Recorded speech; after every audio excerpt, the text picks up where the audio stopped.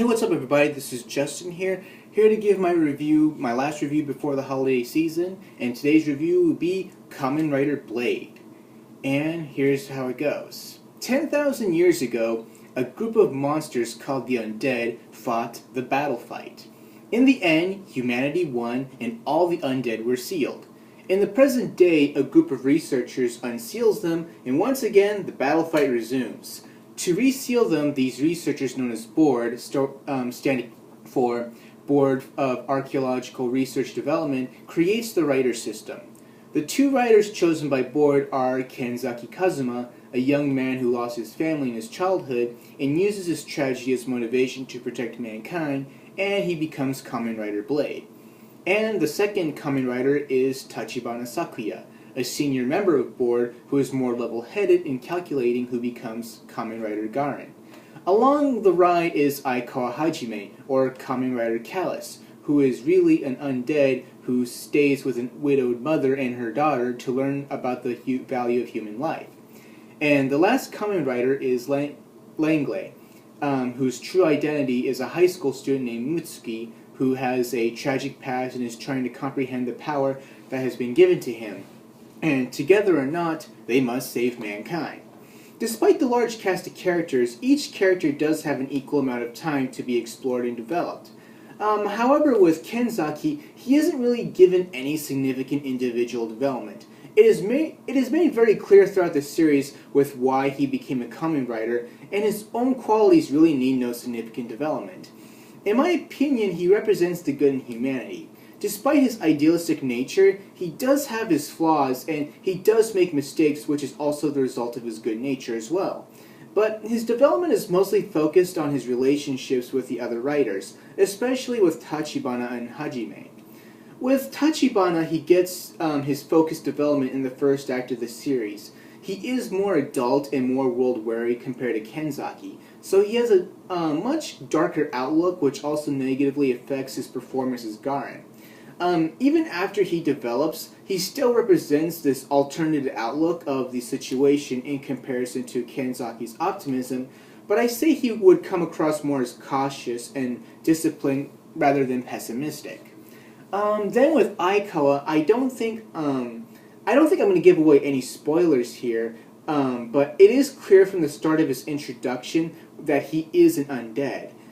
If Kenzaki and Tachibana represent the light and dark of humanity, Aikawa is trying to understand the wiring.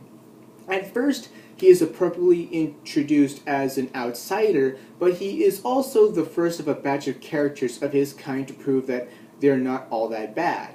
Inevitably, his story is expanded upon, and I found his story to be the most interesting of all the characters because of who he represents. But I also loved his journey that his character goes through. Through Aikawa, you get to see both the good and bad things about human beings, but ultimately, human beings are good. Though in past Kamen Rider stories the powers were created for evil, he brings a new distinct element to that. Last with Mutsuki, I think he is more like a typical Kamen Rider who is in a situation by circumstances, while Tachibana and Kenzaki are Kamen Riders by choice. And Aikawa is that way because, he's that way by birth. Because of his self-doubts, his power unfortunately controls him, and Tachibana plays a part in trying to help him control his power. Mutsuki has a very distinct backstory which I think was underdeveloped. You get a general idea of what made him the way he is, a connection to why he is scared of the dark, but it doesn't really fully show and explain how and why that happened. It does relate to an old Japanese urban legend, but unfortunately they don't really go anywhere with that aspect, which I felt was a foundational part of Mutsuki. Regardless, the series does find other ways to make him come full circle by the end of the series. The supporting cast do their jobs in their own way.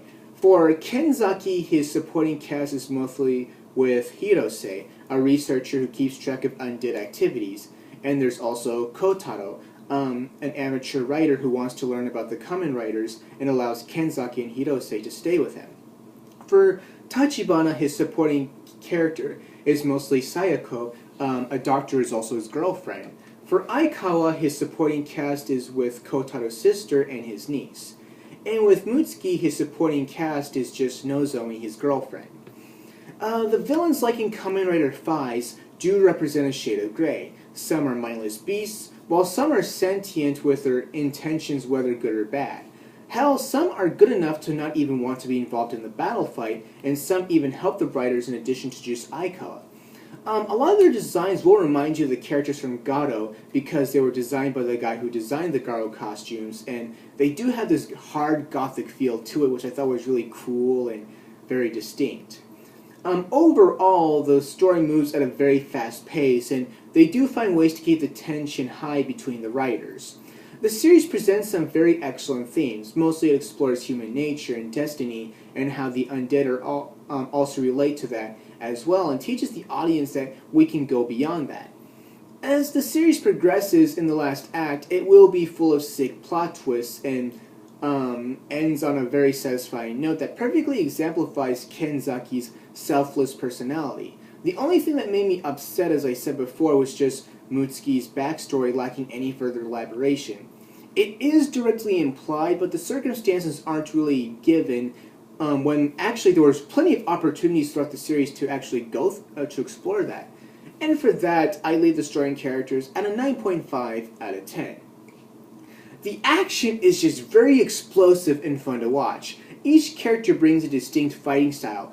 Blade and Garen are more refined, and it is stated in the series that they do have prior training, and it does show from, bits and pieces from time to time. Blade is appropriately more of a swordsman, while Garen is more reliant on firepower. In addition to in order to use their rider powers, they use the power of sealed undead. Since the monsters are called undead, they of course can die, so when they are appropriately weakened, the writers will seal them in cards, and they can use the cards as power-ups. Ryuki already did this, but the series also takes this concept in its own distinctness that makes it feel fresh. Callus, on the other hand, has a fighting style that makes him appropriately feel feral in the same way that Gills was in Kamen Rider Agito. He is also shown to be reckless in his initial appearances to the point that he does endanger civilians. And I also like how his swords look like fangs. Another part I like about him is that when you see his first-person view in the helmet, it's like he does have a multi-eyed insect feel, and also gives him all kinds of vision, like, fighting an opponent's weak spot. And I thought that was a pretty cool way of approaching, his character, and that he's different from the other Kamen Riders. But you don't really see the first-person view of the helmet with the other characters. Then for Langley, when he's in control of himself, his fighting style is clumsy, and when he's kind of amateurish, and he relies more on his staff. But when he's controlled by the undead, that is the basis of his Kamen Rider form, he shows more moves that he's more reliant on power, and he's not as wild as Callus, but he does kind of bring a Terminator-like feel with his movement and posture. And all the rider kicks are pretty sweet, and with the card setups, and they all bring a different element to what they do. Like, Blade is more naturally based on the traditional version, but with a lightning effect. Garen does a backflip kick to the shoulder with a fire effect.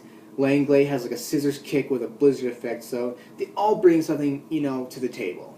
The choreography is just excellently done, and very selective moments in the show, there will be blood, which brings a darker feel to the show and brings a, more sense of danger. The only issue I have with this series is that there should be more fighting out of costume. The characters do show capabilities of fighting and do have prior training, but and it is also very stated. But I still think this quality is underused in comparison to Super Sentai, where most of the characters do actually spend a significant amount of time in an episode fighting out of their costumes. Black and Black RX did this too, and I feel that a character should fight a costume at times just to bring more build-up. With Kuga, Agito, and Fives, it is understandable since the writers have no formal training, while in this one, Kenzaki and Tachibana do. And they also suggest that, they also do show some elements that from time to time that Aikawa, he does fight out of costume, and he does still have some amount of strength even out of costume. But of course, that will be revealed later on. With why he can do that. They were stuck at were they stuck at white belt or something? I don't know, but I felt their training could have been used more, in context to fighting out of costume, And for that, I give the action another 9.5 out of 10.